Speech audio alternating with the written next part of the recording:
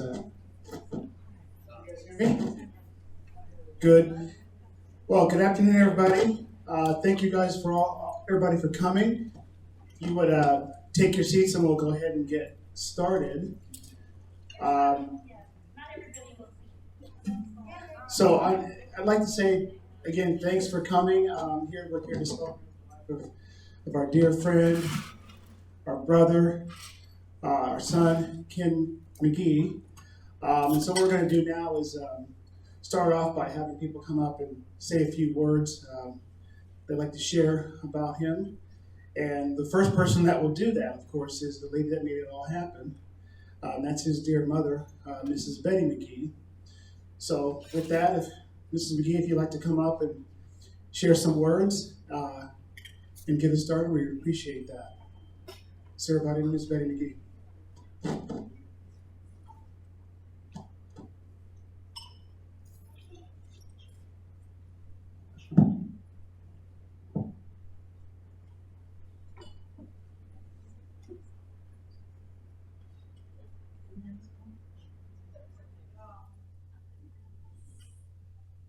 Good afternoon. Hello. Hello. Are you with me? Well, I'm Ken McGee, mom, Momo, whatever you want. He said that he was my last pea. He was my last pea in the pod. Does anybody know what that means? No?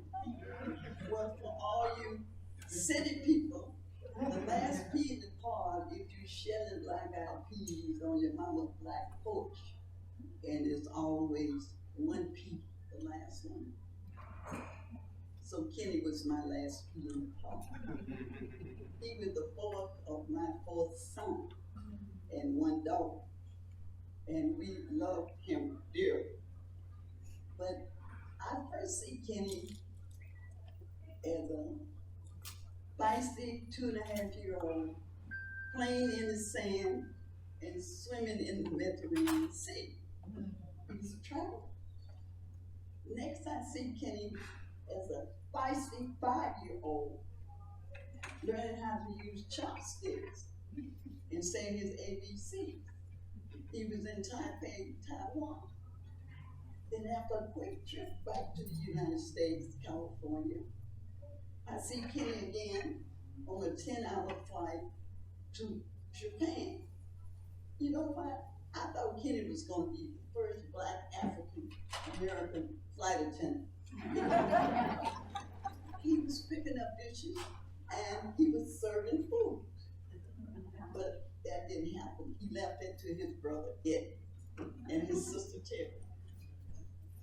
And next, I see after a stint in Japan, Kenny returns to the United States, Moreno Valley, California, where he finished his grade school, middle school, and high school. In high school, Kenny began to love sports. That was his dream, to play football. And the last game I saw him play, they knocked him out. I said, no more games for you. But in high school, he met his best friend, Mr. Johnson, Jimmy, Tim, and a host of other friends. After a 2-year stint at OCC, where he met Stan. Who's Stan? Where are you? Right here. Okay. And then, after a 2-year stint at RCC, he moved to LaGrande, Oregon, where he met other friends.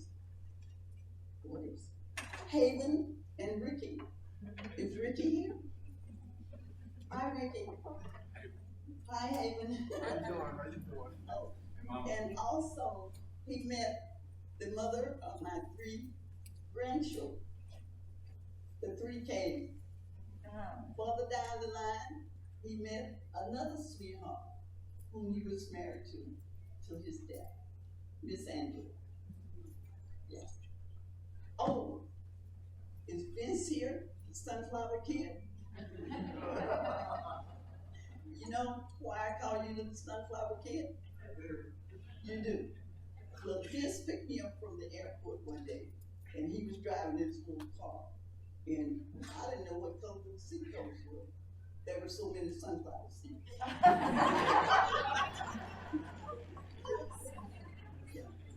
That was my Kenny. And after all of those years and those beautiful moments, Kenny began to travel again. He loved traveling. He went many, many places. So many, I don't really know all of them. I know Germany, England, I don't know, Canada. Yeah, he even took me on a cruise. I was scared to death of that cruise. So that's my highlight of Kenny Lewis. But Kenny Lewis did something for me. He sent me a poem from heaven that I would like to read to you. He said, "When tomorrow starts without me, and I'm not here to see, if the sun should rise and find your eyes filled with tears for me, I wish so much you wouldn't cry the way you did today. I think that I have many things you didn't get to say. I know how much you love me, as much as I love you. And each time you think of me, I know you miss me too. When tomorrow starts without me, don't think you're far apart. For every time you think of me, I'm going to hit in your heart." That's something else.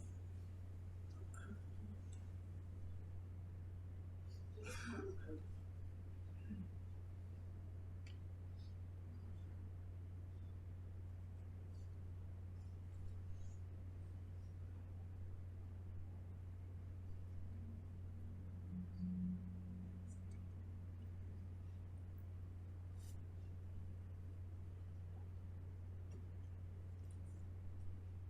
This is one of my favorite sayings from the Bible, and it applies to all of you.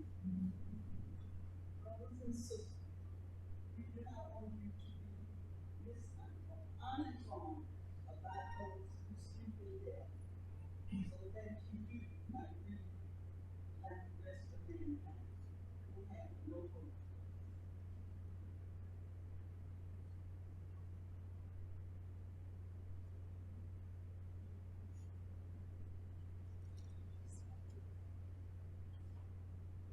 For we believe that Jesus died and rose again, and so we believe that God will bring Jesus. We believe that God will.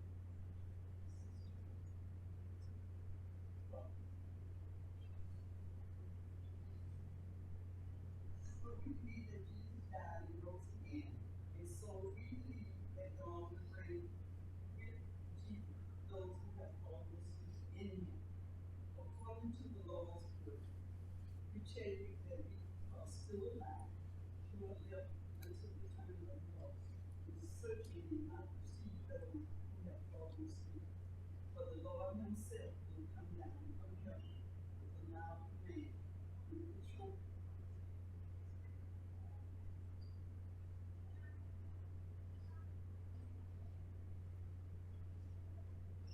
For the Lord Himself will come down from heaven with a loud command, with the voice of the archangel, and with the trumpet call of God. And the dead in Christ will rise first. After that, we who are still alive and are left caught up together with them in the clouds to meet the Lord in the air. So we will be with the Lord forever. Therefore, encourage one another with these words. Thank you.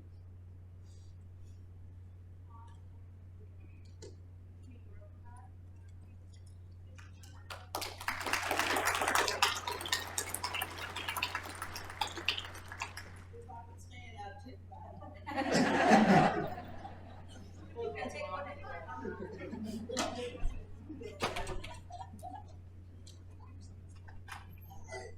Okay, thank you. So, as Mrs. McGee has already said, she indicated me by my nickname that she calls me, Short Stuff. She's the only one that can say that. But I'm Marcus Johnson. I was Kenny's best friend for 42 years since high school. And as she was talking, and she called up, she said, Kenny, I think she even said Kenneth, Kenny Lewis. He had so many names that he went by, right? So a lot of you might know him by Ken. We called him Kenny from high school, Kenny Lewis. But there are a couple of names that some of you may not know. One was, he preferred the Flash because of his speed, but he was also affectionately known as Treehead.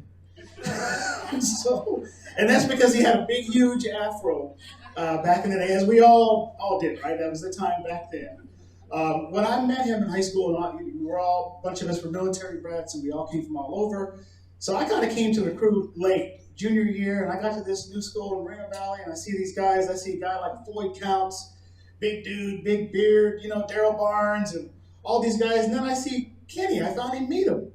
And he came flowing with the big Link from Mod Squad, afro, turtleneck on, bell bottoms. I'm like, man, that dude is cool. So I got to be friends with him.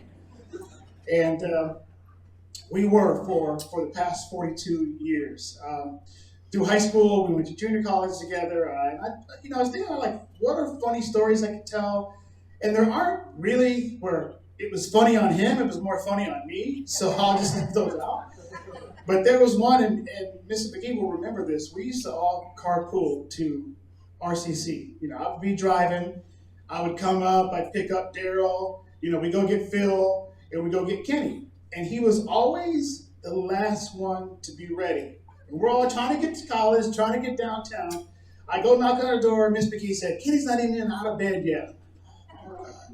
So we had to wait for him. So he made us constantly late. Well, one day I was tired of it and waited for him, and we left him, and he came out, and obviously we weren't there. So the next day I went to go pick him up, and he never said a word about it, but he was never late again.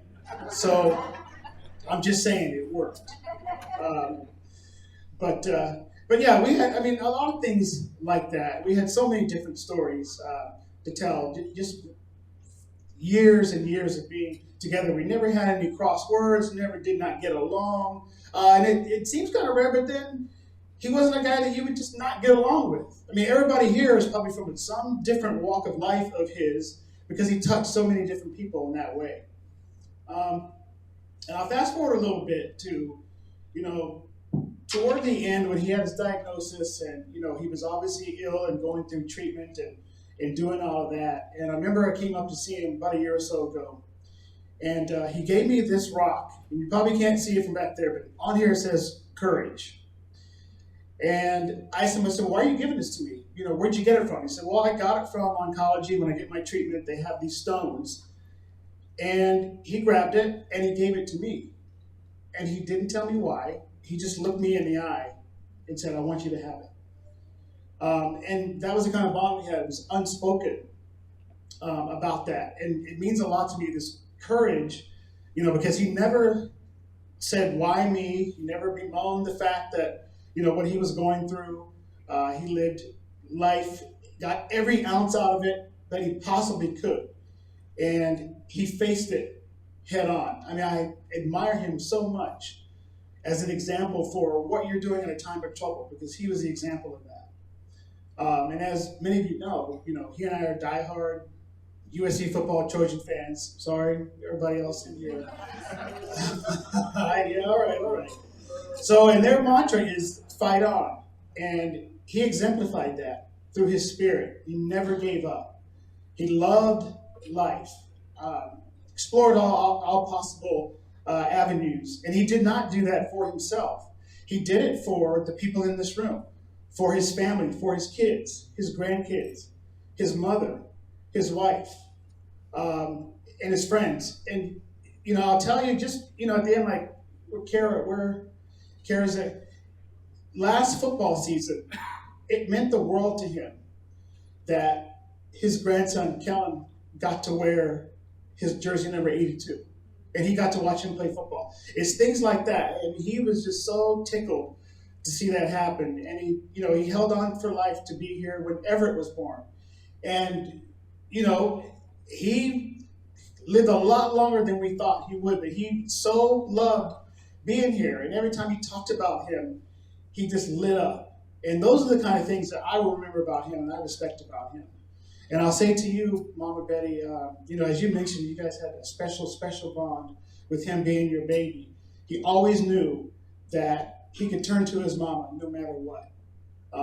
And just watching the relationship that you two had was just very special to me. And Angela, what can we say to you? You were his soulmate. You two were inseparable. You went through so much together. Yes, ma'am. He had one last name, Doo-Doo.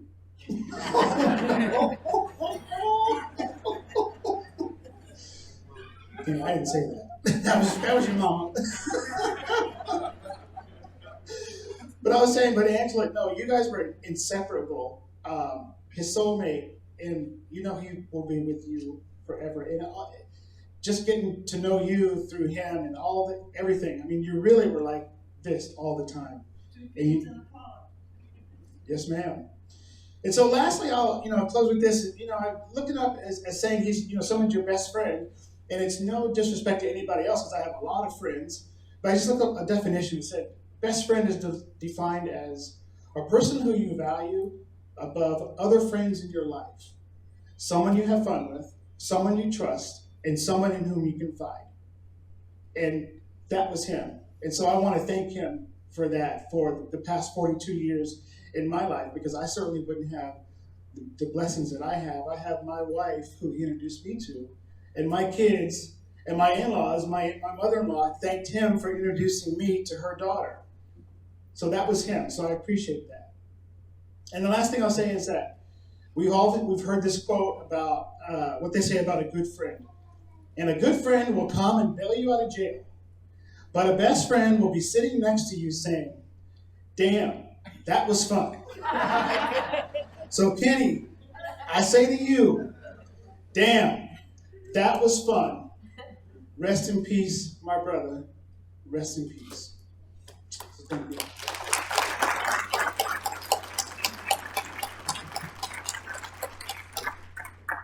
So now if anybody else would like to come up and share, you're welcome to it. The floor is open. I've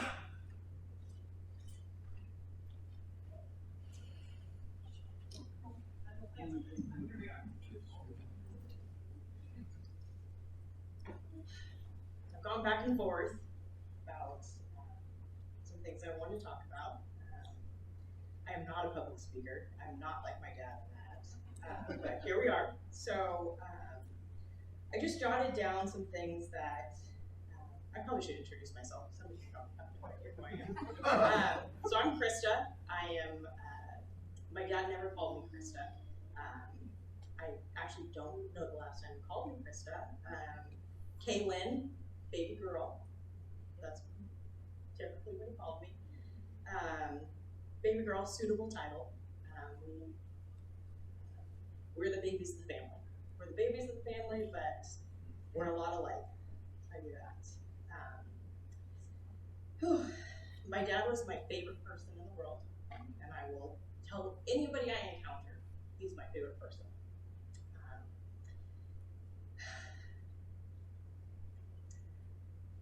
I wrote a lot of stuff in here, but I'm just gonna name some things that have meaning to me. And a lot of you I know and probably share these memories. So for most of you, these things are not going to make any sense. But for those of you that were there, don't tell anyone, especially my husband. So first thing I have in here is, and like I said, not going to make sense. Tin hats, driving lessons on I-5, the grocery outlet. The garage sale that was actually just someone cleaning out their garage. Sonia, this one's for you. Roquefort. Blue cheese. Hey, my wife and daughter want to know how old you are.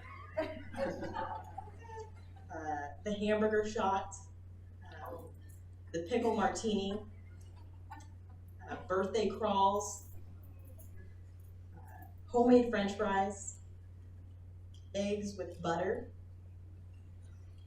What did the other girl look like? La Hacienda Real. If your phone rings, you have to answer it. $1 taco night at the 50.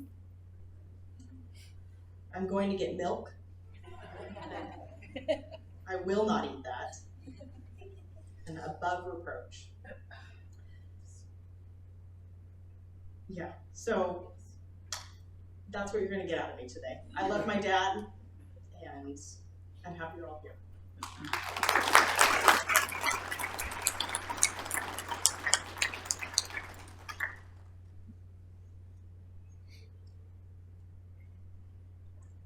What happened to all of those high school kids, friends?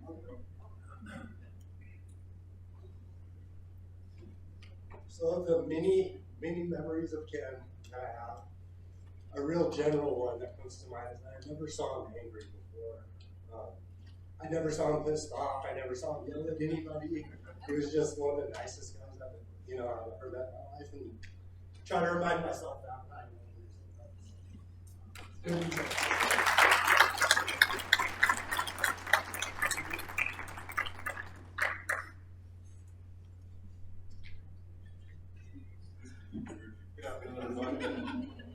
Oh, that beat you, Bill? Yeah. I knew you were you was right.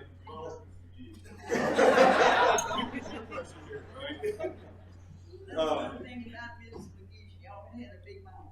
Yeah. And I always forget who I am. Yeah. Everybody was Jim McDonald. I knew Kenny McGee in high school. I didn't get a rock.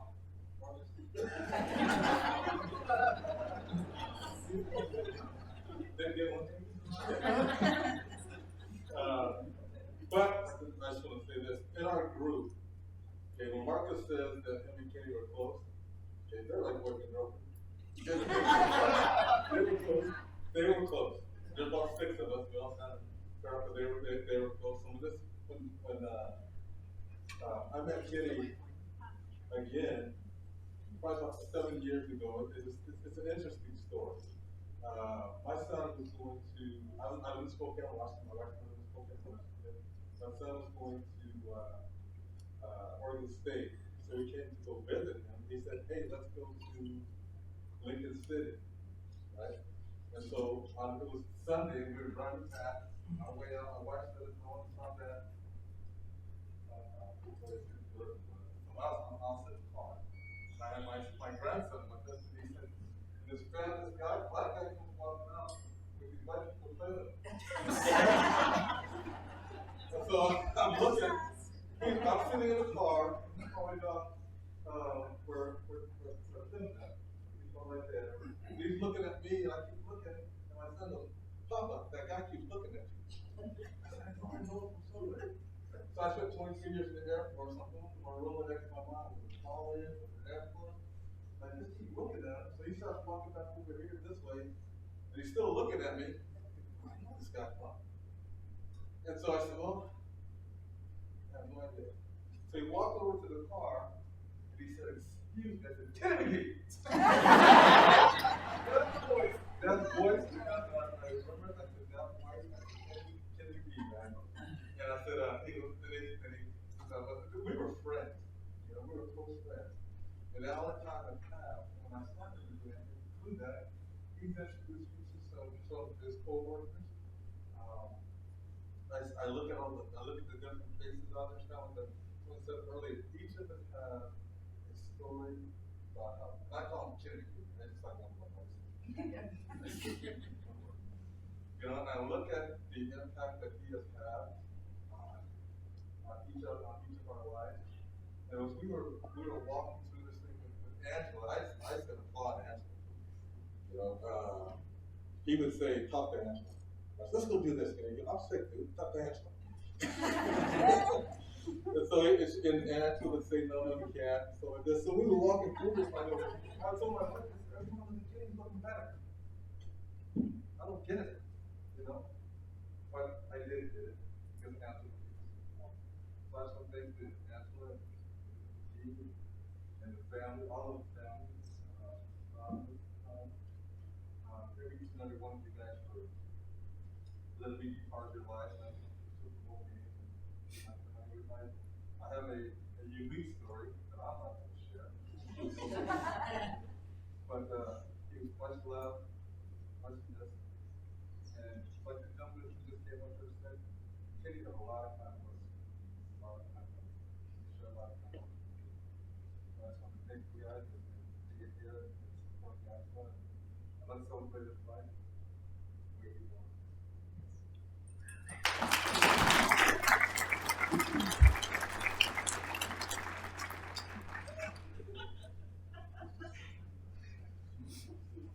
My name is Phil Medlock, and I just want to say, just real quick, I love the McGees.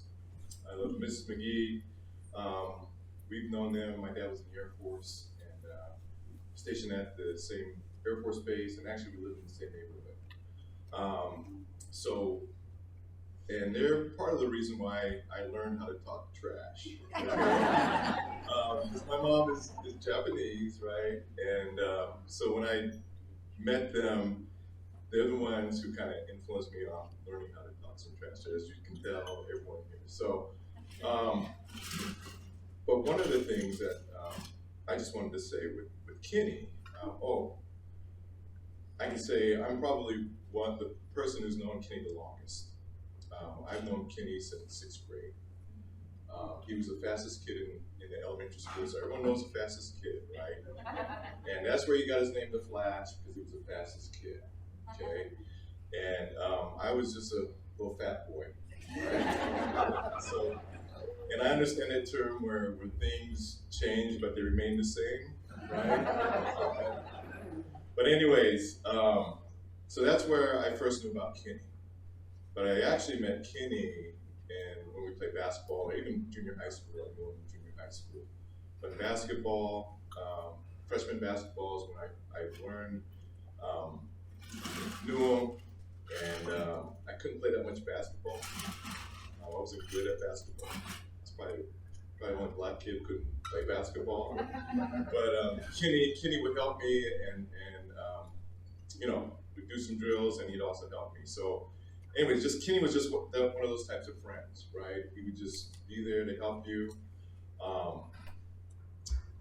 And even though he was one of my best friends, and yeah, Marcus, I didn't get one of those things either. But he was my best friend, with the 6 of us. But every time, even if I'm away from Kenny, if I call him, I just got him, right? We just got each other. We could joke, we could laugh, and so that's one of the things I'm going to miss about him. And also, we call each other. One of his names that I would call him is Lewis, and because he would call me Masaaki, that's my middle name. So that was one of the things that we shared. And so I could go on and talk about different stories, but just like Marcus said, it usually happened to me. Right? But the funny things. But one thing I'm going to say, before he passed, I was up here visiting with him. And we never really talked about religion or anything like that. So this was one of the days he was feeling really bad. And so I remember sitting there, I was with Angela, and my wife was there. And he asked me, he goes, Phil, so could you put your hands on me?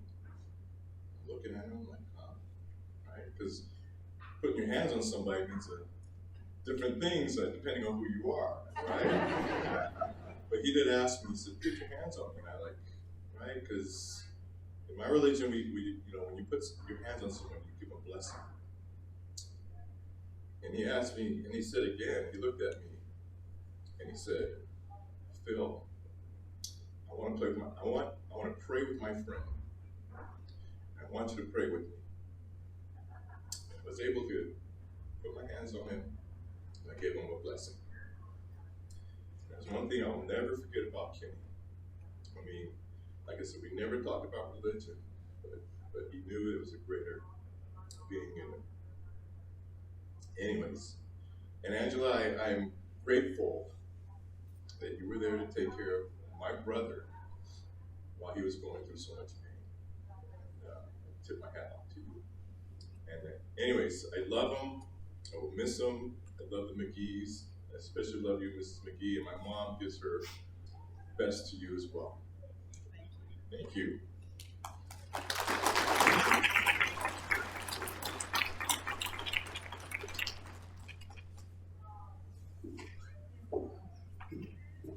Oh, my goodness. So I'm Hayden Jones. I'm Ricky Ward.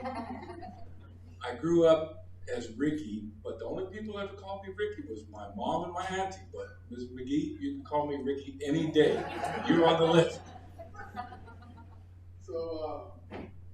So Kenny McGee, I met Kenny at college. I went to Eastern Oregon State University. That's where I met this brother. And then I graduated, but then Kenny came after me, playing a little receiver, right? So I got a couple stories I want to share. First, give honor to God. Thank me for being here, and thank for my lovely wife. And Mrs. McGee, my heart's out to you and your family. Okay. I'm gonna try to keep my emotions in check because when you lose a good friend, it's tough. If you haven't lost anybody, I don't wish it on you. But the trauma you go through is strong, it's real. I know he's in a better place because he was a good brother. So, got a couple stories. I hope they're fun. I think Mr. McGee said everybody said he had nicknames, right? Well, I got a good nickname for him. So I'm originally from Los Angeles. Then it got too hot in Los Angeles, so my mom said, let's move to Lancaster, California. Don't judge me. We moved to Lancaster, California. So I'm 62, so it was kind of cool, Lancaster, back then. Okay? So we leave LA, South Central, Watchtower, Highway 14, Lancaster. When I met Kenny, he said it's from Riverside. It's a Riverside. Ain't that just the desert? So he said, no, man, that's the Riverside. He said, you live in Lancaster. I said, well, ain't nothing in Riverside but a bunch of Gila monsters. That was Kenny's nickname for me, Gila. Gila McGee. Because, as Phil would say, we all talk doo-doo. We all talk doo-doo. That's what you do with your friends. You talk doo-doo. His nickname was Gila. And he tried to flip it on me and call me Gila. So we've been through this for like 20-some years. Gila, Gila, Gila. But that's one of the stories that he has a nickname, Gila Monster, because he's from Riverside. No disrespect to Riverside. It's all about kids, okay? Here's my last story. Excuse me, Hayden. Yes, ma'am. Hayden. I think the problem was Kenny never lived in Riverside. There you go. And thank you for that clarification. That's my line, I'm stick to it. So Kenny's a good athlete. And so we started playing, football, city league football together, city league basketball. And he wanted to play softball with me one time on the team. But he always talked about, I never strike out. I don't strike out in softball. Nobody strikes out, not me. Because you know how strong he is. Okay? I never strike out. Okay. So in softball, we have you go to the plate, you got a ball and a striker. That's how you start the game. You get up there, the ball and strike. So he hits the first ball, he fouls 10, right? So now it's 2 strikes. He's still talking, I ain't gonna strike off him.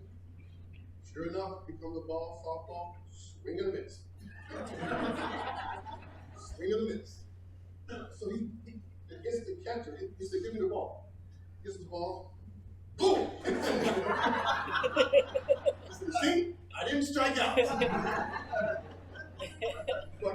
McGee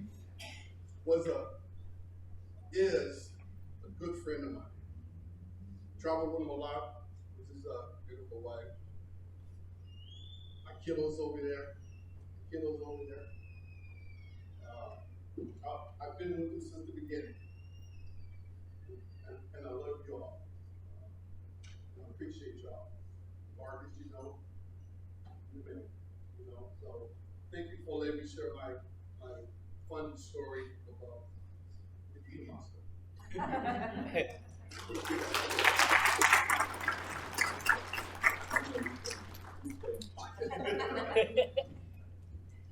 I met Kenny in 1982. Came to Eastern Oregon from Riverside City College. He had his Jerry curl. He had his members only jacket. He was the coolest mother, you know what, you ever saw. And I got to play football with him. I got to run track with him, and we became very close. We traveled to the Idaho indoor meets together, and we just hit it off. And once in a while you have that friend that you don't talk to for a while, but when you call him up, it's just right there. That was Kenny. I need to talk about his athleticism. You guys know about it, but I don't know if any of you were around when it was going on with me on those teams, because he was special. He was our #1 receiver, and he was that guy that the other team has to go, where's that guy lining up? We got to cover that dude. We didn't know where that dude is at. That was him. Our senior year, we had some injuries, and we were kind of beat up, and we needed somebody to play DB.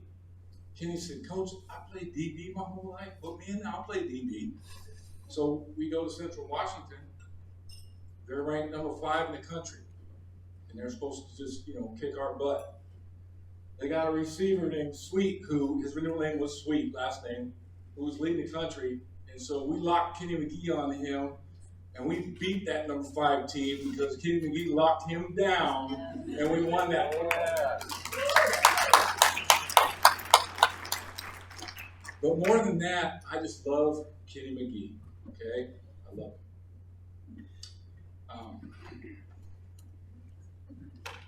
That's why he's still here. Marcus, you were supposed to come on up there and play with us too, I know, right? Yeah. But I also know how much he loves you, Angela.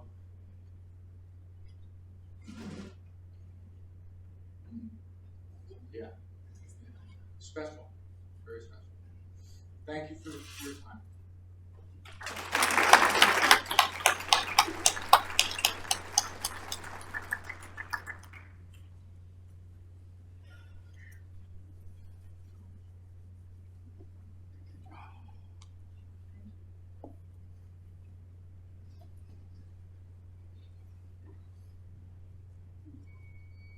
Hi, my name is Stan Adams. I actually didn't go to high school in Mobile. I wish I had. I went to high school in England. My dad, of course, was in the military as well.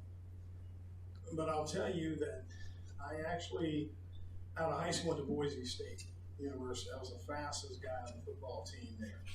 Even ran indoor track in Boise and so forth. Things didn't work out there. I was in the transfer portal before it existed.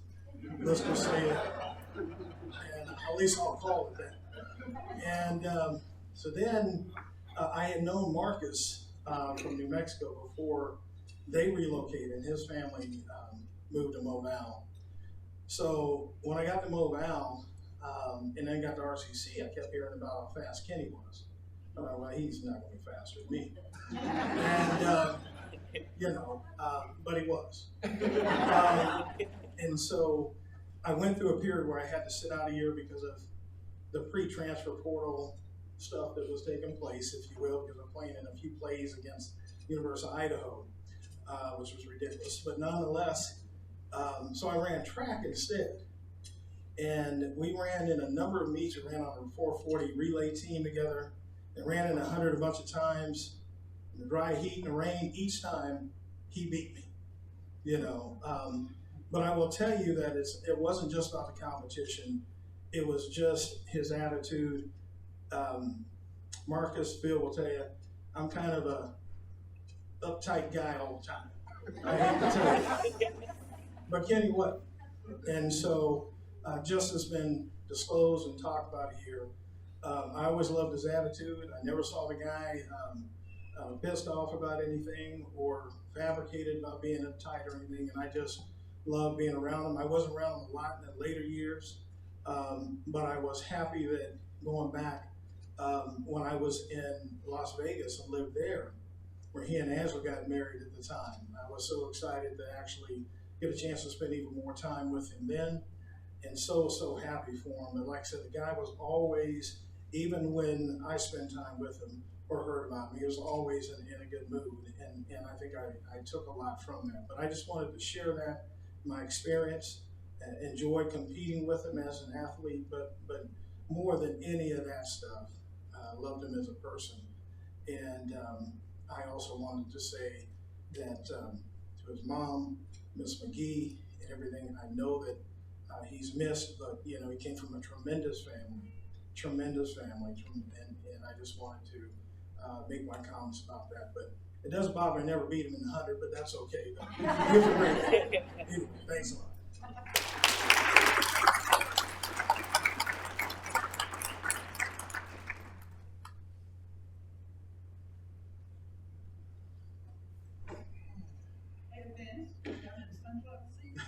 No sunflower seeds. So I am the sunflower kid, I guess. My name is Vince Derrick, and I met Kenny in the fall of 1982.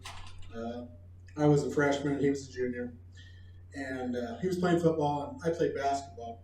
And it was right before Thanksgiving. I think it was the Monday before Thanksgiving. We were just shooting around. He came out and played basketball after football season, and I said, "What are you doing for Thanksgiving?" He goes, "Oh, I'm staying here in the dorms." I'm like, "What? You're not going anywhere for Thanksgiving?" So I said, "Well, why don't you come to my house?" And I'm from Idaho, and rural Idaho at best. So he's like, "Okay." And so we go home on Wednesday, and we had to be back by Monday for practice. But anyway, we're sitting down to Thanksgiving dinner, and there's all my brothers, my sister, all their families, because I'm the youngest by 12 years. And, Kenny's sitting there with me, and he's seated right next to my niece, and she's 2 at the time. And we're just talking, having a good time, and he's fitting in really well. And all of a sudden, my niece, boom, her milk right down the front of it. And he used to talk about how red he turned. You couldn't really see it, but he felt it on the inside. But that how well he, because I think that was, coming to rural Idaho, he basically just rolled the punches, no big deal. Went and changed his shirt, everything was fine, and when at the end of the weekend, my parents said, "Hey, if you ever need anything, you ever back over this way, don't be afraid to call." Okay, and we'll come back to this story here in a minute. So I got one more story from basketball season, and it was early in the year. I think Kenny was kind of on. The coach wanted to come out, and I don't know how bad Kenny really wanted to be out there. He hadn't played basketball in a couple of years, but we're on a road trip, and I won't tell you where because that would give away the story. But first game, he doesn't get in. Second game, we're getting crushed, and which was most of the time what happened. But anyway. He gets in the game, late in the game, and he's out at half court. He's only been in the game maybe 20 seconds. I'm out on the wing, and he's telling, kind of at half court like this, and all of a sudden the defensive guy just takes it from him, goes shoots a layup, and, we've given him a lot of crap about it. But the one thing, if I got picked by that guy, I think I would be pretty proud of it. He's in the Hall of Fame. It was John Stockton. So anyway, that it was a very good source of ribbing for him the rest of his life. But so anyway, after his Thanksgiving weekend, one night he took off and he was headed back to California from LeGrand. and it was in the winter and snowing quite a lot, and he breaks down. And it's like 2 o'clock in the morning. And he calls my house, and he goes, "Is Vince there?" My dad's name is Vince also. And he goes, "Yeah, this is Vince." And he goes, "Oh, hey, Mr. Derrick, this is Kenny McGee. I broke down right about Durkee." And it's kind of between Huntington and Baker, if you know your Oregon geography. But anyway, my dad goes out, gets him, and he goes, my dad used to tell a story, when I got there, I thought he'd already frozen to death. And he was in the car shivering and shaking. But, and it was that big brown, I don't know what it was, but it was huge. But anyway, my dad towed him back to town, got it fixed, but you know, I don't think my dad really. He was super happy to help, because I said, "Why didn't you just wait in the morning and go back and get it? It's only 40 minutes over there." And he goes, "Well, I wanted to get it done." And I'm like, "But Kenny, part of it, he was so likable that everybody liked him, and nobody had any. You know, my dad was happy to help. He didn't care if it was 2 o'clock in the morning. It wasn't, you know, all he had to do was go to work on the farm the next day. I mean, he could do that in his sleep." So anyway, Kenny was a great friend from a great family with great friends. And Angela, I thank you so much for being there. You're an angel. Thank you very much.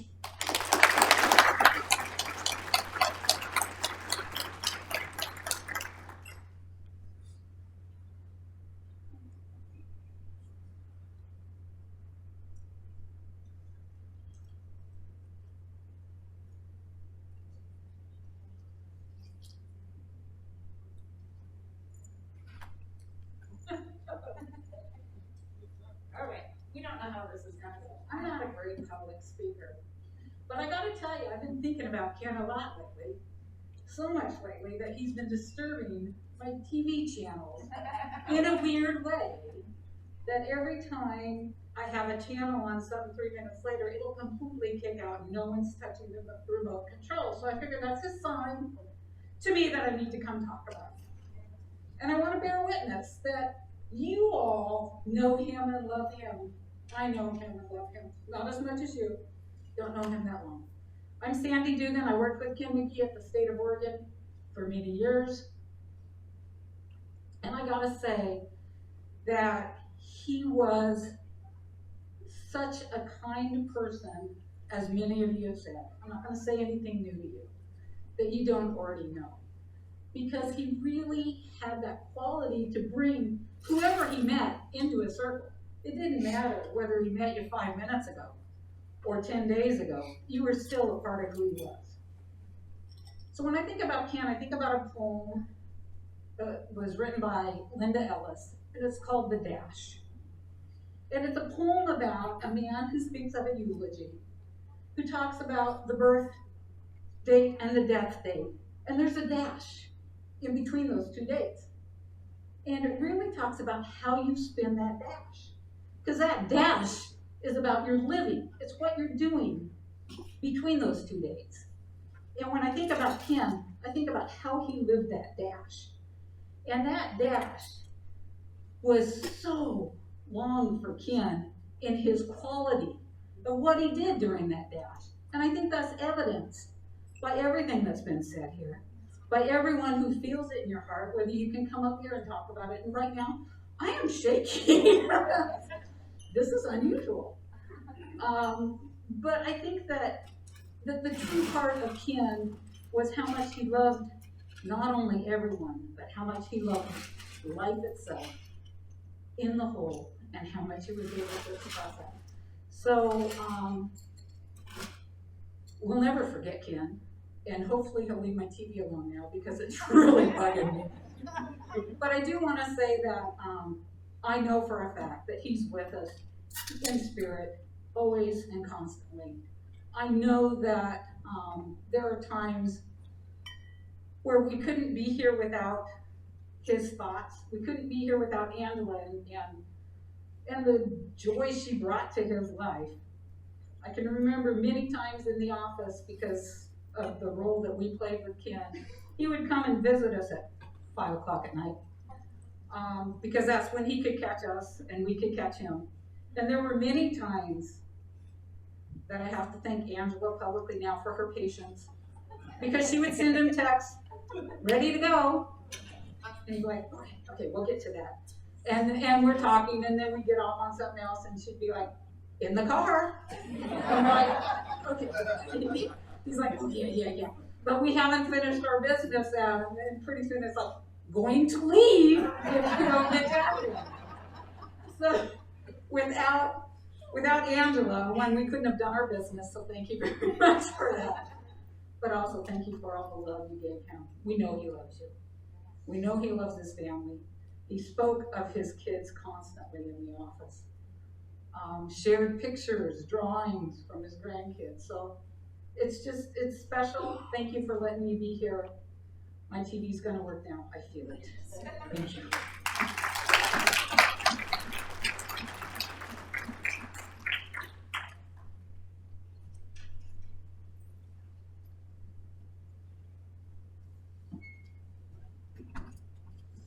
Hello, my name's Tim Lyons. I've known Kitty since 8th, 9th grade in high school. We all grew up in the same neighborhood there with Phil and Kenny and Marcus and Jimmy. Floyd and Daryl aren't here. They had the good fortune of staying in touch with Kenny consistently over the years. After high school, kind of Kenny, I wouldn't say different paths, it was more parallel paths, and we caught up periodically. A few years ago, we caught up with Kenny, and it was just really cool to kind of see him, because we just picked up from kind of our early days and kind of Edgemont there, where we kind of were all just kids and playing football and basketball together. I remember going to Kenny's house in the neighborhood, and Terry would always answer the door, and Kenny'd push her out of the way and say, come on in. And always remember his mom, Mrs. McGee, on her way to work. Kenny, sure, Mom ever take a day off? I mean, she was always on her way outside. But one thing I remember about Kenny is not a mean bone in his body. And he loved to laugh. But he had this kind of habit where he liked to try to contain the laugh. Like he'd hold his breath like he's not going to do it, and all of a sudden it would just come out. He'd kind of let it fly there. So, and kind of growing up with him there in the neighborhood, one of our big things to do during the summer was the water balloon fights. And, I remember Kenny was on another side. He kind of ambushed us and went running after him. And he had just gotten his Letterman jacket. This is July in Southern Cal. So it's like 110 out, but he's wearing that Letterman because he just got it. I don't know if you know Kenny, on the back of his jacket it says Flash, the track guy, right? I'm 4'8", 4'9", 40 guy, so it's not even close. So I'm like 10 yards and I'm running after him and he's not separating. And I got this like vision of grandeur, like, hey, I'm hanging with the Flash. So I hear that laugh come out. He found that other gear and I'm stuck in my only gear. And he's gone, but I said, okay, Kenny, we'll get even here, because I know he could not laugh. So we played basketball together too. The football was a different story. We did not as successful in high school. Basketball was a different story. Basketball, we were pretty competitive, but Kenny was on the team, and our coach had no sense of humor, and Kenny had all sense of humor. So after the few games, a rare game we would lose, and we'd be on that bus, no talking, no nothing, and all we had to do was start poking at Kenny. You couldn't contain that laugh. Yeah, you get them, they like, explode, and here comes Coach Dahl walking back. So, all right, you keep laughing at me, Kenny. We're gonna get it even here. But last thing, I'm talking with Phil and kind of Jimmy and Marcus and that over the years. Again, you guys, that's pretty special for you guys to stay in contact with Kenny all and have that relationship. And kind of when I saw him a few years ago and started reaching out a little bit more and said, I felt like I missed a lot. Yeah, there was a lot in Kenny's life that was really good. You can look around the room here and you kind of see that and kind of how he lived his life and everything. And I was almost pressured, and I was trying to catch up, just texting and saying, okay, what's gone on in your life and everything. And one couple things you'd said, just wanted to share this with you, Angela. But, his first thing was, we talked about being athletes and mentally tough, and, people tell you you can't do things, and he was talking about the doctors, and they're telling him all these things, and he says, I don't care. I don't care what the doctors say. And he kept fighting. And then he would go silent for a few weeks on the texting, and he'd just come back and say, Tim, I'm tired. He says, but there's some things I wanted to do before I left, and one of the things, Angela, was he was a woodworker, of all things. Phil, in high school, would you know Kenny would have been a woodworker? No.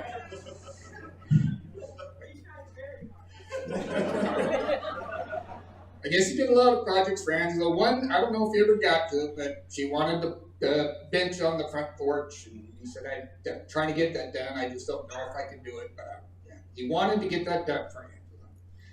And that was kind of the last thing I heard from him. And it was kind of hard hearing when he passed. I mean, we all kind of felt it and saw it coming. And you just felt like some goodness in the world left. And you kind of missed that. So, like I said, everybody in this room's got different connections to him, but I think we all carry on, and I'd like to think we'd all kind of keep that legacy of, Kenny's big heart, good heart, and he was just a good person. So I'm glad I know him.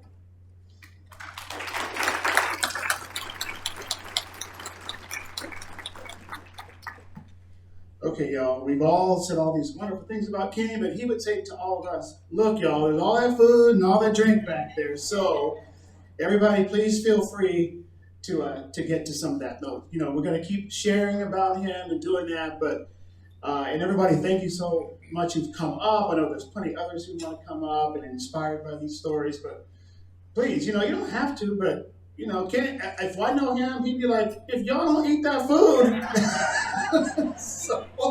So please, you guys are sharing that. The bar is open, and then come on up. I know, Benji, you want to come up and talk, but just wanted to put that out there.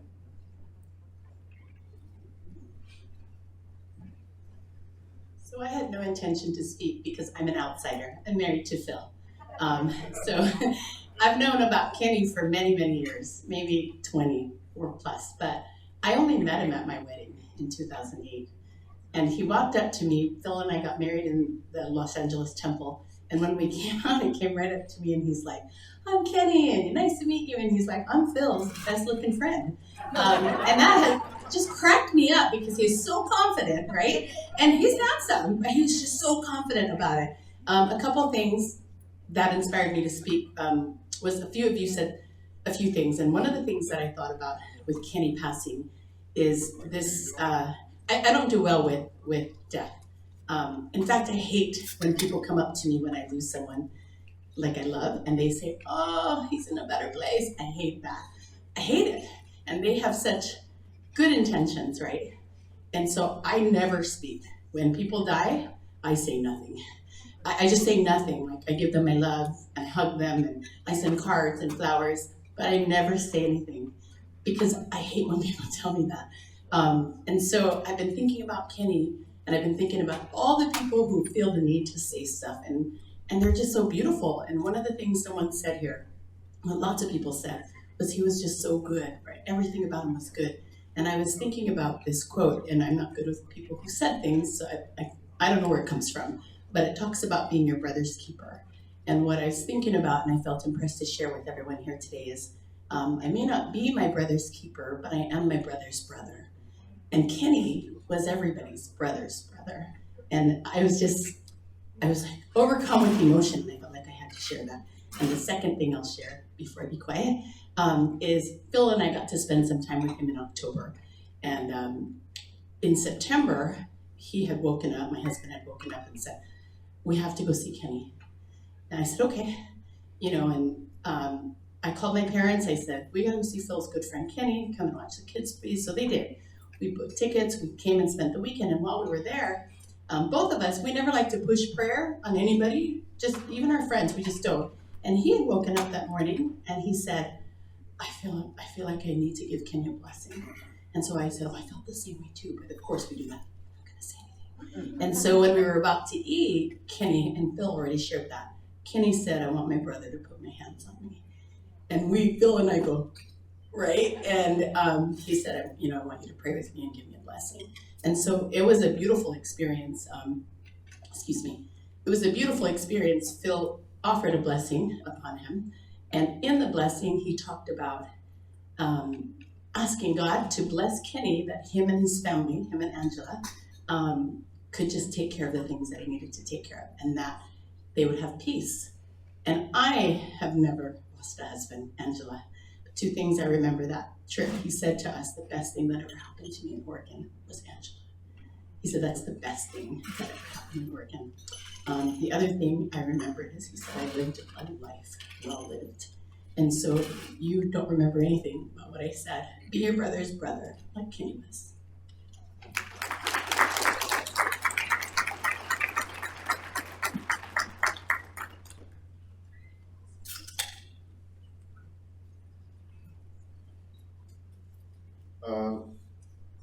Good afternoon. I'm Kenjus Watson. Uncle Ken was my uncle, my mom's baby brother. And my first memory of Uncle Ken, he wasn't there. We lived on the house in Thunderbird after my grandparents moved to Las Vegas, and my sisters, Micah and Chandra, my older sisters, stayed in what I understood was my Uncle Ken's room. So the memory that I had was around all the times when my mom would say that room was the one that Grandma would call Uncle Ken every morning and say, "Baby, are you up? Are you awake yet?" He had a phone in his room in the late 70s and early 80s, And that was so drastically different, right? That experience from what I understood, let's say like a Ronald experienced, okay? Relatively speaking. And also was a room that was different, that kind of energy out of that room because Micah occupied that bedroom that Uncle Ken had. And Micah she's the reason why I care about social justice. She was the original oppressor in my life. And so, I'm sorry, it's just so easy, low-hanging fruit and payback over all the years. And so, there's a lot of energy, but you knew it was his room because there was a star on the door.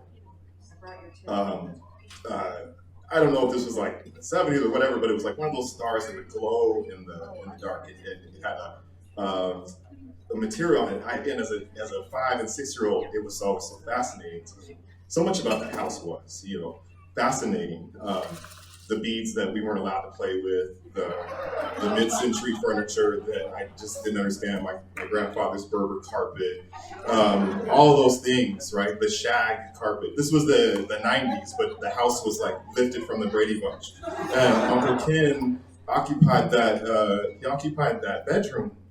And there were also other things in there, like the picture of him, I think, from when he played up here, the epic photo. I love the man, the myth, the legend. That was always the case because he was in his football uniform with like a baseball hat on and an afro from underneath. Like I don't give a shit. I'm the shit, right? And you don't see that. And as a former football player, no one does that unless you're actually the shit. And he was, And you go forward a little bit, and so out of that mythology, other early memories of sharing with Kara, Kyler, and Krista, the times when we would gather in Las Vegas. And there's like this video in our family that for me, as far as I'm concerned, it was the funniest and remains the funniest like 90 minutes of film you'll ever see in your life of basically Uncle Ken making fun of everybody. He's like the star. He's like, you go away, you come back. It's like The Office before there was The Office, and he's the one. He's like always, ribbing on everybody, especially Uncle Eddie. There's a lot of inappropriate comments, and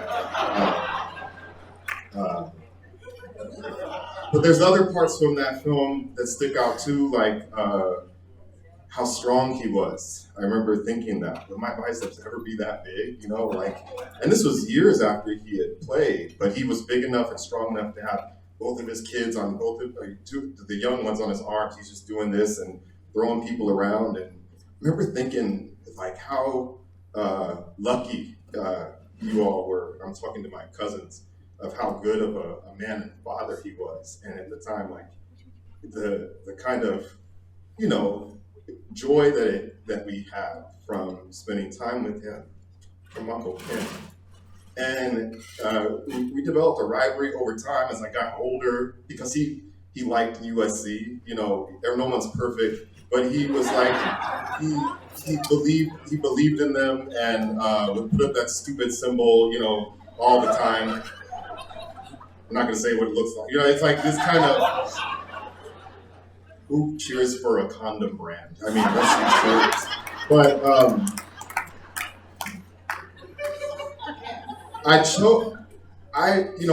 he liked UCLA basketball and USC football, and that never felt fair. Like, you can't do that. But he never knew, and I never had a chance to tell him that one of the reasons why I liked UCLA and grew up liking them was because, they had, as a kid, you're 7th grade, my mom said you have to choose. It's going to be them or the other. And I chose UCLA because of that picture of Uncle Ken. And he was wearing blue and gold, And so I thought that was our team. I thought that blue and gold was what he was for. Not maroon and gold. And maroon and gold would have been appropriate. I played at Bethel, those were our colors, but I in our rival, Riverside Christian, wore blue and gold. But I chose blue and gold. I chose UCLA as a 7th grader because my Uncle Ken was the best football player in my life, and he wore blue and gold, And so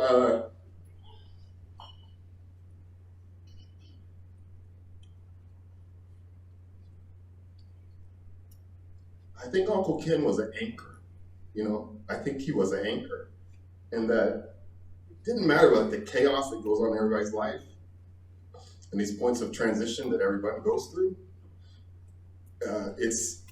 It's edifying and also not surprising to know there's people that knew him when he was a 7th grader, to you didn't see him for 30 years or 20 years, and it was the same kind of feeling from him that you had back then. That's what anchors do, right? They hold a truth in place, and they kind of hold down the amidst the waves and everything that's going on. They're able to do that, and I think that's like all these, again, for me, transition points in my life, what he meant for me. And looking back on it, you don't know until someone's transitioned what their story as a part of your story will be. And I think I believe and have a grounding that we all have a purpose, a sacred purpose that we come here, a mission. And I think Uncle Ken was always on mission. That's what it means to be like an anchor. You're always on mission. And he never really swayed from that. And part of another really powerful thing in our family that anchored from Uncle Ken is he offered really unconditional love, and lived that in a way that that is inspiring. Not that anyone can walk over you, because that certainly wasn't him. He believed in protection, believes in protection, but he offered this open, unconditional love and big heart.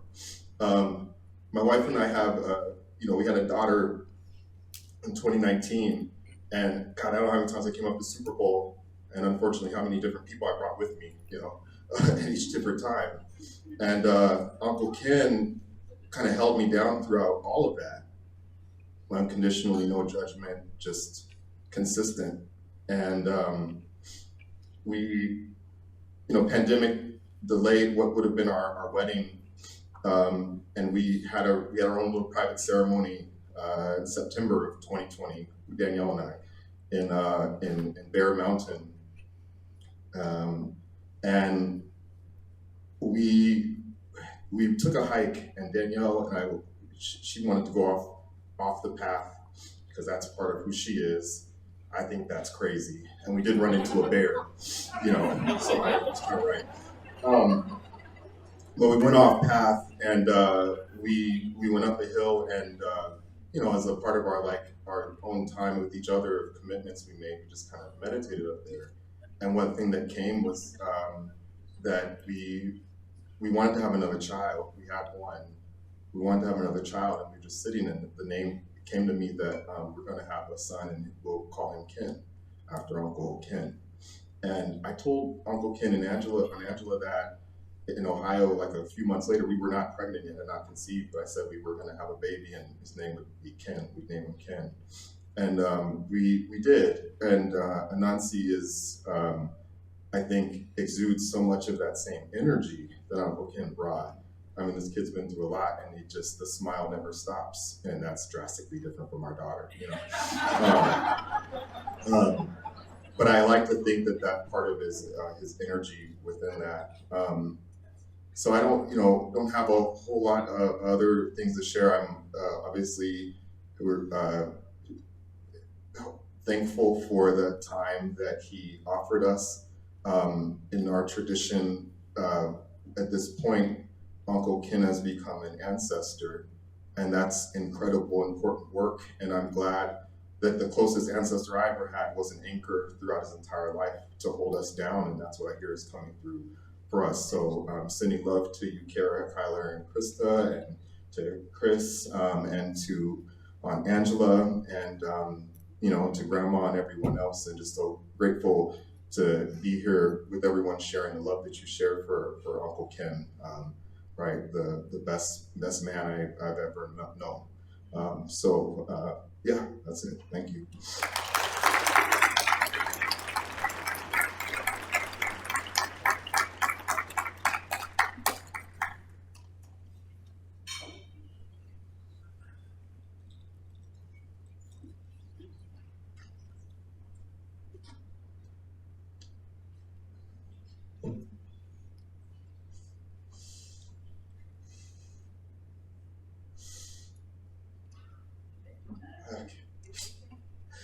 Yeah, this is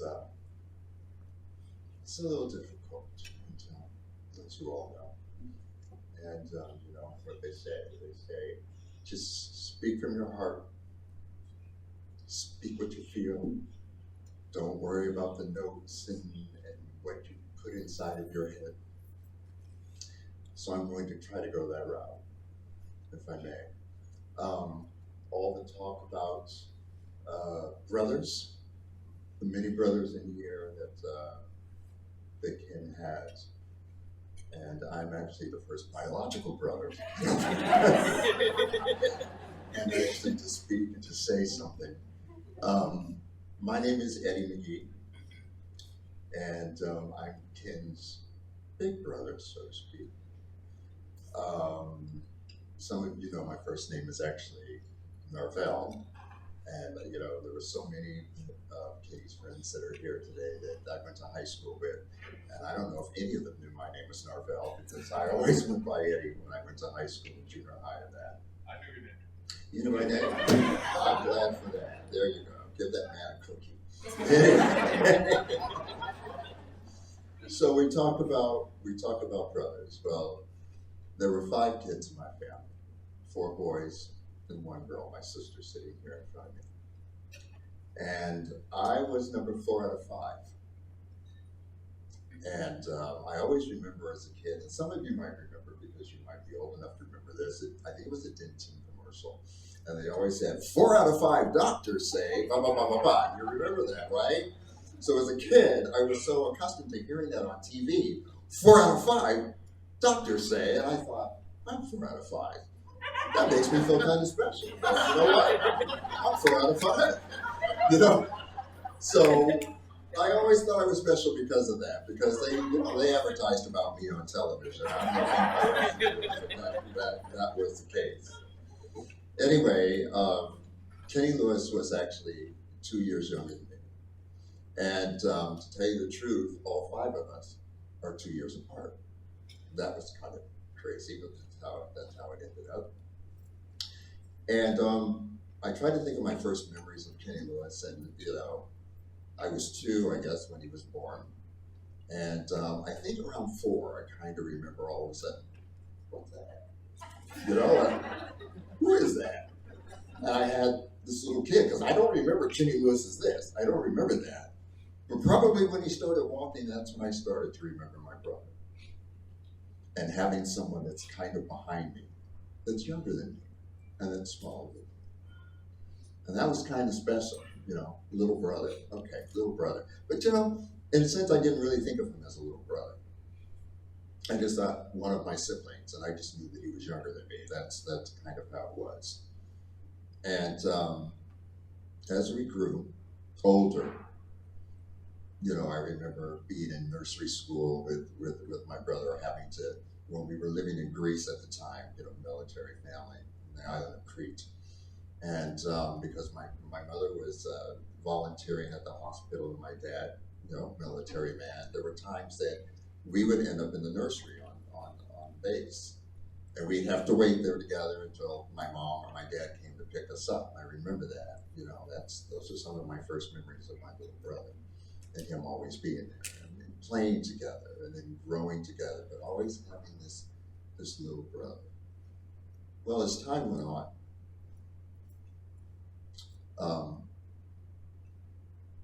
my little brother started to outgrow me.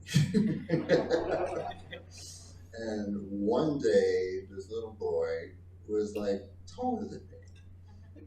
And I thought, well, that's not supposed to happen because I'm the older brother. I mean, I seriously thought that. That was not supposed to happen, as a little kid thinking in his head. And, but he did. He started to outgrow me. And about the time we got to junior high, yeah, he was there. He was taller than I was. And then we got into high school and he was certainly taller than I was.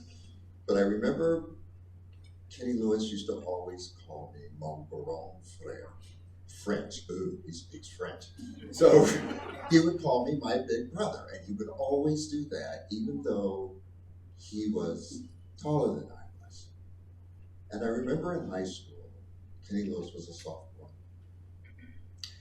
and I was a senior. Well, we were getting ready to go on our sophomore and senior years. And my high school was, everybody's dad was military, you had all that kind of going on, and that testosterone going on. And I remember that in my senior year, Moreno Valley High School wanted to have male yell leaders or male cheerleaders. And my high school was not about that. It was not about that in 1977. And I remember I was approached and I was asked, would you please try out to be one of the first male leaders at the high school? And I thought about it. I thought, okay, that'd be kind of cool. Yeah, I could do that. And I remember my brother coming to me and sitting me down. And he said, Eddie, I know you might want to do this. You might want to pursue it, but I'm going to ask you, please do not do it. And I thought, why not? He said, just don't.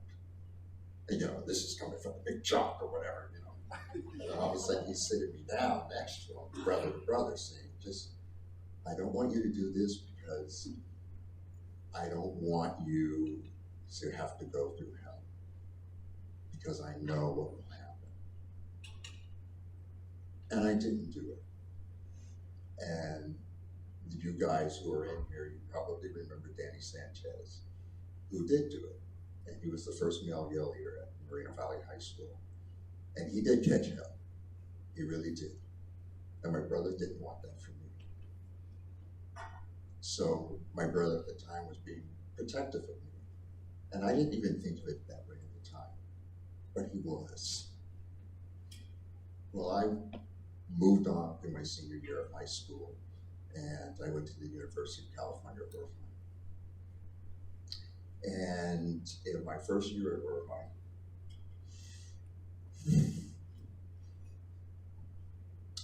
I decided that I was going to come out. And I said, how am I going to handle this with my parents, with my siblings? How am I going to do this? How am I going to tell my baby brother this, the big jock on campus? How am I going to tell him this? So with each of my siblings, I kind of handled it differently. I called one. My sister, I told in the letter, she wrote me back the most wonderful letter. My mom, I told personally face to face, she said to me, I could have told you that. So I said, why didn't you tell me? I didn't have to tell you. And Kenny Lewis, who was going to East Oregon State College, I remember calling him to tell my brother, and I thought that was going to be the toughest. And I said, Kenny Lewis, this is me. This is how it is now. And I said, and I'm going to open the floor to you, and you can ask me anything about anything that you want. And my brother stayed with me for 3 hours on the phone. And we laughed, and we laughed, and he did ask some very personal things. Which was kind of crazy. I'm like, I know you knew about that. You know? But that was my brother. And through that, and through time with my siblings, there were always jokes thrown around about me, the wrong brother. And they would say things to each other, and they go, oops, no, wrong brother. But that was me. That wasn't supposed to be happening with this brother or that brother or whatever. But I tell you what, my brother Kenny Lewis always had my back. Always. And he never made me feel like the wrong brother. Never.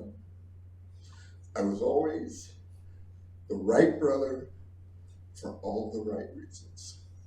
Always through our lives together. And I never had to worry about that with him or anybody in the family. Never did I have to. As I look around and I see faces of my family in this room right now, never had to worry about that. Thank you, Kenny Lewis. And so I realized through time, 4 out of 5 didn't make me special because the man talked about it on TV. 4 out of 5 made it special because if I was 4, there had to be a 5th. And that was my brother Kenny Lewis, my baby brother. But as time went on, all of you, I realized that the roles changed. My baby brother actually became the big brother. He actually became the brother that I always went to for advice, to talk to ask about anything. And he was always so willing and able to be there. That role of reversal will stay with me forever. And that little big brother is no longer physically with us now, but I feel him in every way. And messages and signals are sent out to us. I can't tell you the things that have happened since he physically left, where I know that he is here, and I talk to him constantly, and I love him dearly. And to the family that's been behind him here, especially in Salem and up here in Oregon, I thank all of you guys. You know, I really do. I appreciate it. And my Angelina, let me tell you, it's because of you that we had so much more tonight with Kenny Lewis. And I know that that's attributed to you. Because we may not have had up until the 13th of November of 2021 had it not been for you. You are absolutely the most amazing woman. And I love you dearly for it. And just thank all of you for coming today and just giving me this time to just share my thoughts with you. Thank you so much.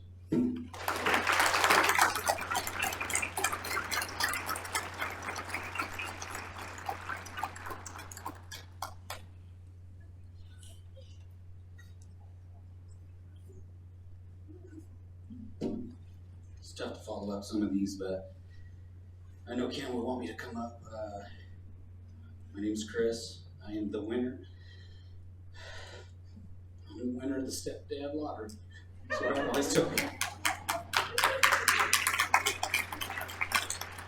Angela's son, Ken's stepson, I'd always say I'm his best looking stepson. I can't say that I'm his best looking son because Kyler's exponentially better looking than I can't even look over that direction.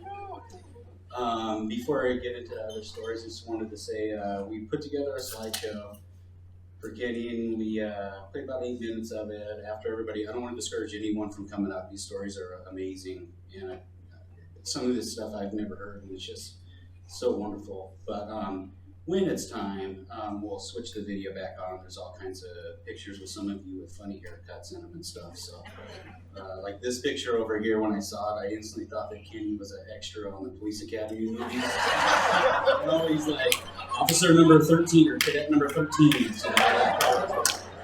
He's got like so many of those. I remember the first time I saw a picture of him from college, I thought it was Apollo Creed. I was like, my goodness, look at this guy. That video is on YouTube, by the way. If you look up Kenny Memorial or Kenny Celebration Life 2022, should come up. It came up for me, but Google will do what it'll do. I mean, there's not a lot I can say that hasn't already been said. It's the coolest guy of all time, way cooler than I could ever be. A bunch of my friends are sitting in the back, and they'll vouch that if they had to, this would never happen, but if they were forced to do like a party lottery, I already know he's going to get picked ahead of me, you know. Just the most charming person you're ever going to meet.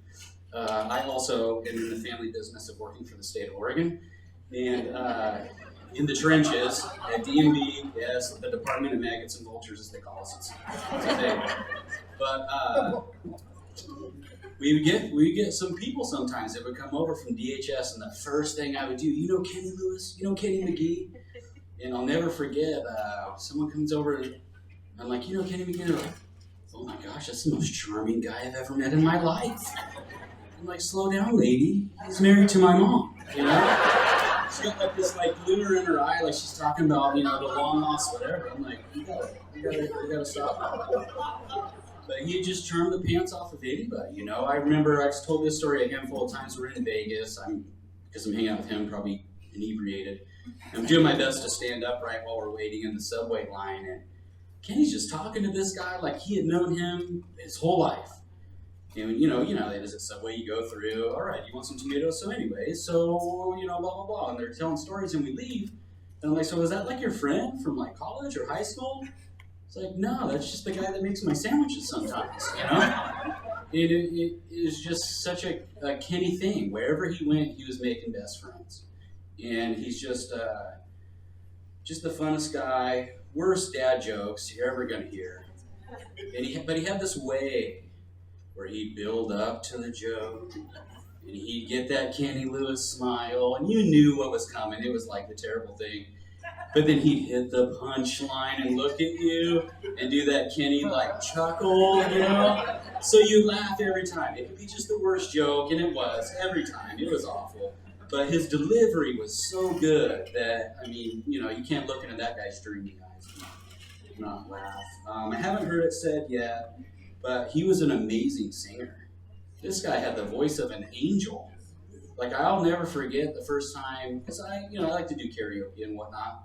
And we went to karaoke night together, and he's singing James Taylor, Frank Sinatra, Barry White, Bill Withers, and I'm like, this is ridiculous. I don't even want to go after you, you know? And I remember one time, we would always have the Super Bowl party at my parents' house, and the first time, it was just kind of born out of nothing. Like, McGee's come up, they're a rowdy bunch, you all know that. And I forget how many of us are there, and we had a couple beverages, and we danced our butts off. At one point in time, the Soul Train line just breaks out of nowhere. I mean, we were throwing it down. So the next year comes around, and I'm telling people, like, man, this is going to be the party of the century. I can already tell you right now, Soul Train, whole nine. And, due to circumstances or whatever, not everybody could come. And in fact, there wasn't that many people there that time. And I'm like, well, I'm not going to set up the karaoke equipment, it's just us. And he looked at me and said, you and I are here. That's a party. you know? And we did. We just went back and forth over and over, him obviously outperforming me with his angelic voice.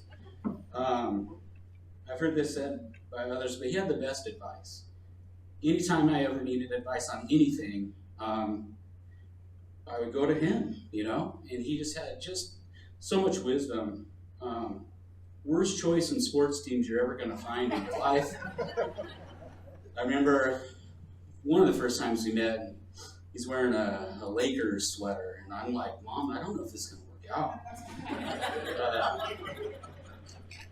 But you know, he had that way, you know, of making me do stuff I didn't ever want to do. You know, I'm very much like being in my little box. I don't like going away from my house, but even my mom, she'll say stuff sometimes. I'm like, oh, no, I just don't think I'm going to do it. If Kenny Lewis told me we were doing it, we were doing it.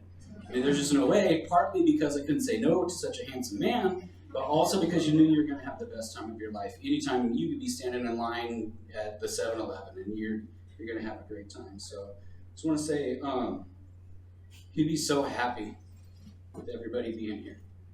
And when this is done, however, you know, whenever, don't just go. He would want all of us to talk to each other, share more stories. So I know a lot of you came from out of town, so make the most of it in his name. And that's all I'm gonna say. I'll start ugly crying on stage, and I'm recording this, so we're not gonna do that. So thank you so much.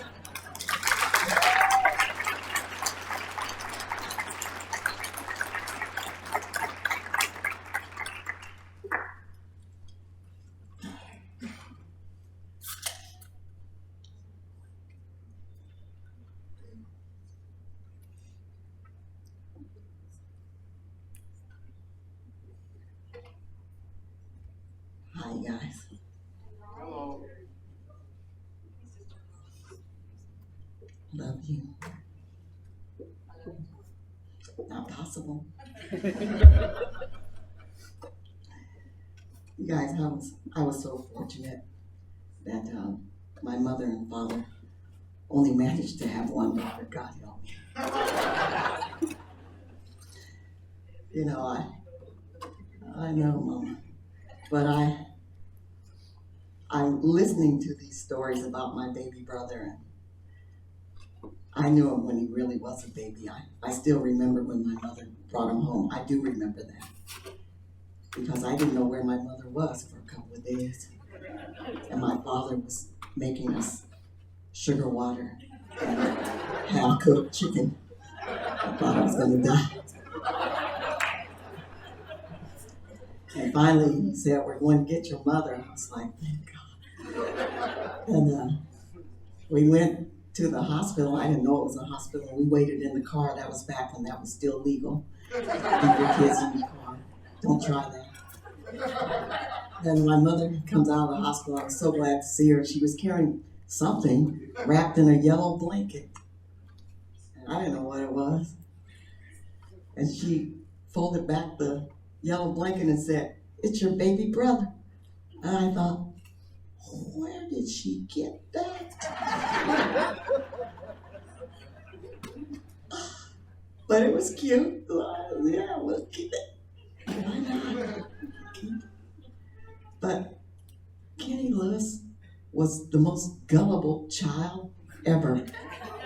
He believed everything I told him. So stupid.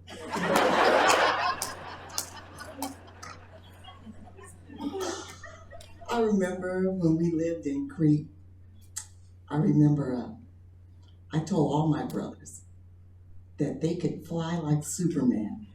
And they were so stupid. They believed me. I told them, all you gotta do is stand on this log right here. Put your hands up in the air like this. Close your eyes and say, "I can fly like Superman. I can fly like Superman." You gotta keep saying it like you believe it. So I had them all standing on the log with their arms up in the air, with their little tiny voices screaming that they could fly like Superman, while I was laughing hysterically, quietly. So they didn't know watching, making memories. And I told them, when I say jump, then you jump, and you're gonna fly. Those stupid boys, they did it. So, you wanna know where Kenny Lewis got his sense of humor? Me. Yeah, he believed he could do anything. I mean, he really did. And it didn't help that as he got older, he trusted me more because I just got worse. I got worse. I can remember, you guys remember how James Bond used to really be something. We all loved spies. We watched I Spy and all the spy movies. Well, I told Kenny Lewis he would make a great spy. And he believed me. He believed me. I told him, this is when he was about 6th grade, 7th grade. And I told him, now, when you become a spy, they're going to try to get information from you. But you can't crack, you can't tell them anything. Okay? Okay. I said, but you got to get used to torture. Yes. Yes. I said, so they're going to torture you and try to make you talk, but you can't talk. Understand? Yes. I said, so I'm going to torture you.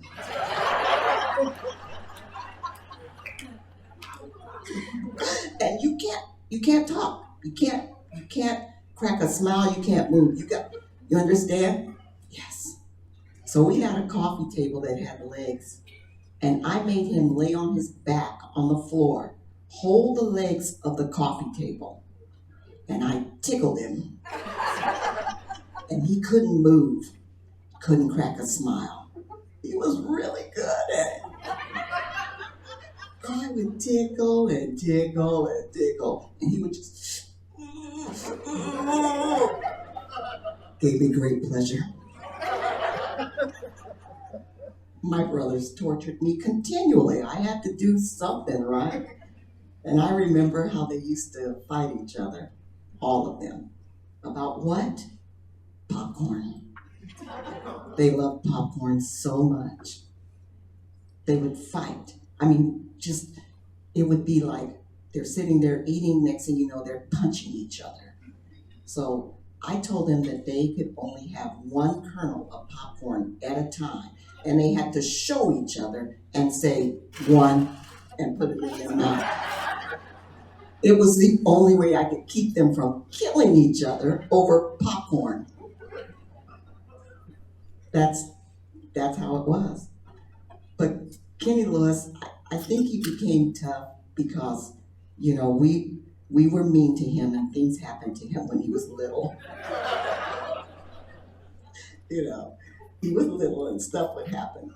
So now I say to bigger brothers and bigger sisters, you better be careful because that little one might get bigger than you. And you're gonna pay for this. So yeah, we did stuff to him, but we loved him very much. And it's very true, Eddie, what you said, how that as he got older, he was no longer the baby brother. Our baby brother became our big brother. He was the one that kept us together. You know, we all went through some crazy stuff because we're McGees and that's what we do. You know, we make bad decisions from time to time. Time to time. Sometimes twice. Bad, really bad. And he, you know, he would talk to us and say, if I had known you were doing that, I would have stopped you. I'm like, I wasn't gonna tell you that. What do you think, I'm gonna broadcast my bad decisions? No, thank you. But he did. He became the big brother. He became the one that kept us together. He had us coming up here for Super Bowl, trying to teach us how to do shots. I resisted. Good for me. Kinda, sorta. I kinda, sorta resisted. Okay? But I am a McGee. So there you go. but I love my brother very much. He was the best of men. He really was. If I could ever be as kind as he was, as accepting and as loving as he was, then I will be a great someone. I will literally love him every day for the rest of my life, here and in the hereafter. Thank you guys for loving my brother and for allowing him to love you back. Please honor him by continuing to love those around you, no matter who they are. They deserve it. Thank you.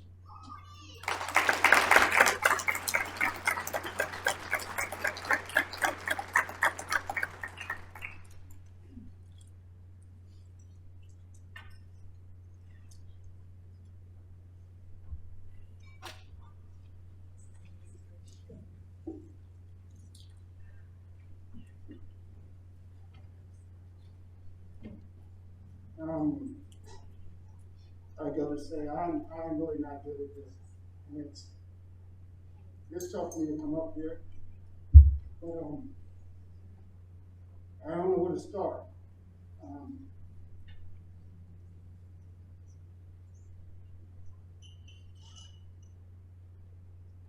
I first met Kenny, he's called him Kenny Shoes. And I met him in 88, I think it was 88, 89, at track meet. I didn't actually meet him, but I seen this guy. He was coaching the other team at Nationals, the track meet.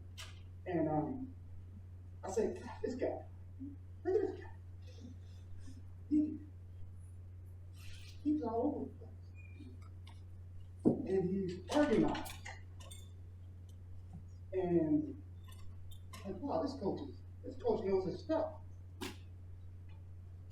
And I just remember that. I always remember seeing this guy. I just remember seeing him. And then the next time I saw this guy, what was my sister about? He was in Washington. I think he was in Washington. And that was years later. God works in mysterious ways. This planet isn't as big as we think it is. And we got to talking, and I said, hey, I remember you. He started bringing his stuff out. He says, let's track me in Arkansas. And I said, yeah, I know. I remember you now. I remember how organized you were. From that time on, we started talking about it. But from that time on, we always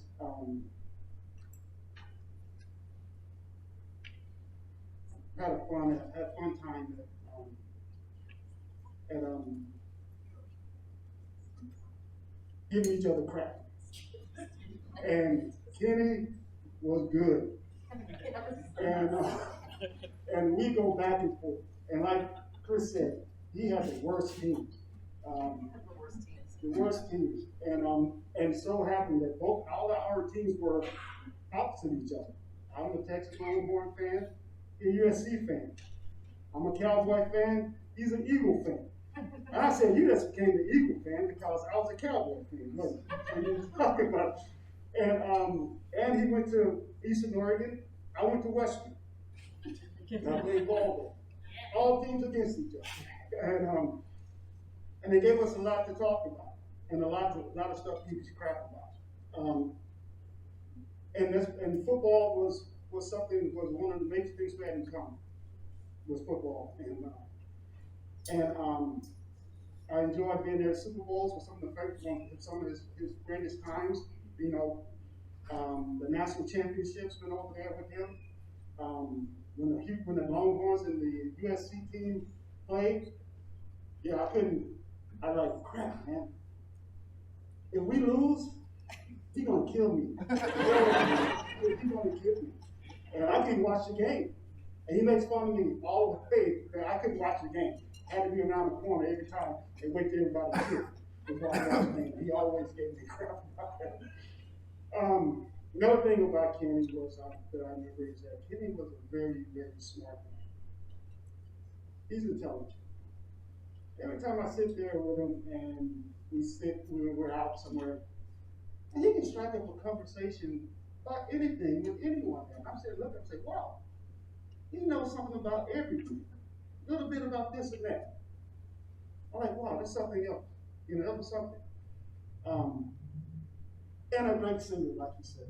This guy was a great singer. He was a good entertainer. And Chris, you're a good singer too. You were good too. You're good.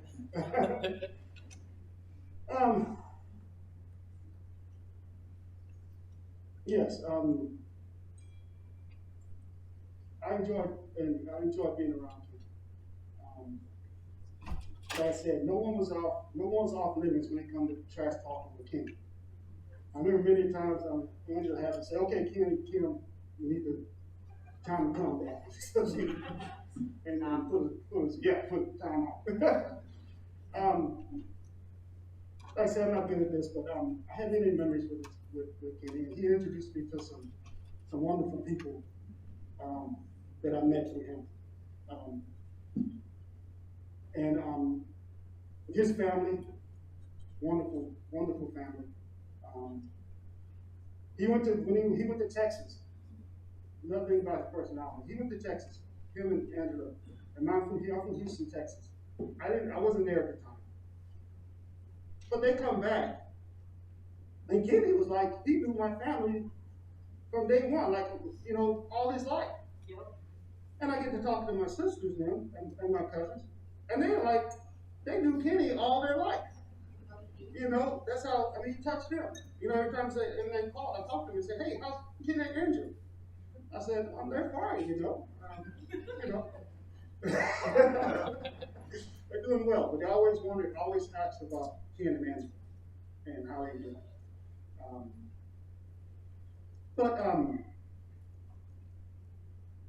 I love the guy. I love the guy a lot.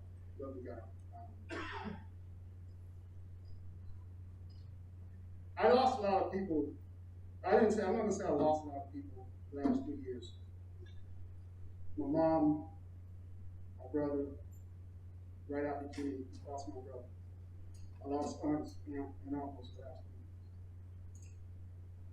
week. And I believe in the man upstairs. I believe in the Lord.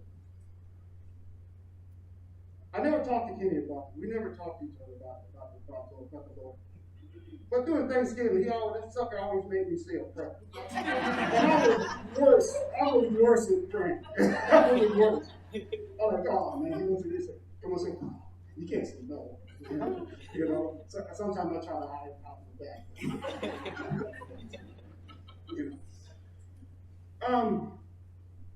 Like I said, I was happy to hear about the Lord.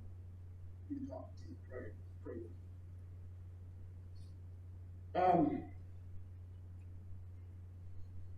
Earlier this week, Kenny been on my mind, and others. And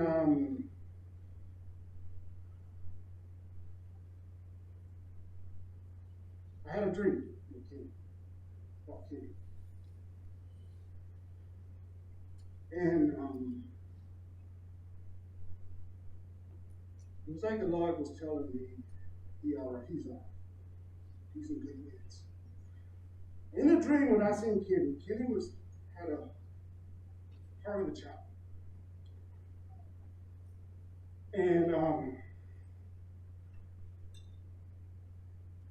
And his spirit was magnificent. His spirit was glowing. And he was playing video games. And I said, wow, And it's like the Lord was telling me, hey, my son is in good hands.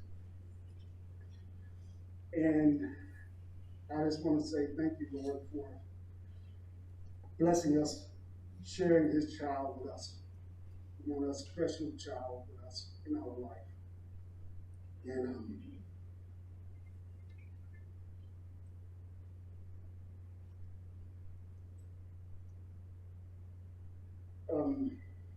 we were very blessed. We were very blessed. I was blessed to have him. And just, I shouldn't be, I guess I it's a joy I guess it should be a joyful time that before him. And that he's with his Father, his Heavenly Father. And we miss him. I can't be selfish. I miss my other relatives. I miss them all. And I miss him just as much as I miss all the others that I've lost. I shouldn't say I lost. That I'm away for a short period of time. Because at some point here, I'm going to be willing to see it again. Thank you.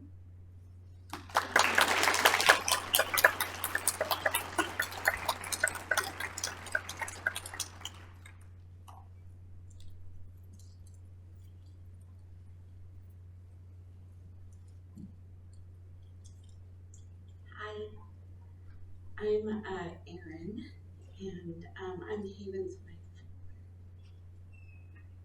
Oh, this is a lot harder up here, isn't it? You're okay. Yeah. So I'm new to the scene, but I was definitely included as a family when Kenny first met me 10, 11 years ago, and Angela. I fell in love with her first because she brought a bag of Jello shots to the Red Lion where we met him for a drink, and I thought, I have a friend, a best friend, instantly. Yeah. I don't have a lot of funny stories. I don't really have a lot of stories. But I knew Kenny liked me.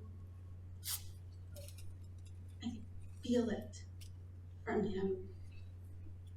He gave the best hugs, and I nearly broke him on his birthday when I hugged him so hard. But I wanted just to thank God that I was written even for the smaller piece of his dash into his story. But most importantly, I wanted to just talk about how Kenny loved Angela. And having given a second chance in love with my husband, and seeing Angela and Kenny's second chance to be written into each other's lives, to experience the love that there aren't words, there's only feelings. And it was beautiful. I could relate to it. And it was a short time after Kenny passed away. I was driving home. It was dark out, but this was, winter, so that's like at 3 o'clock. I'm listening to my Pandora, and I always have the George Benson radio on, which isn't a favorite of my husband's because I'm always playing it. But Lady came on, and I was just singing it and feeling it. And I'm almost home. And Kenny said, "Will you send this to my wife?" And I pulled over. And I texted Angela and I said, your husband just asked me to send this to you. He loves you so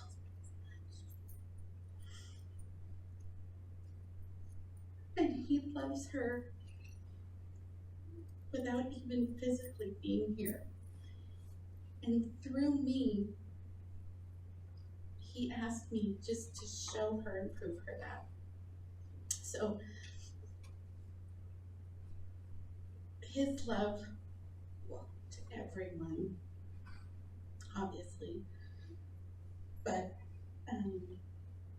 just because they're gone doesn't mean they're not here. And I feel him, and I think about him, and I ask him sometimes to just join me on a day, and I dedicate that day for him. So, you know, it's just not for me, but I know he's with me. Son, George Benson Radio, but that's all I wanted to share. Thank you.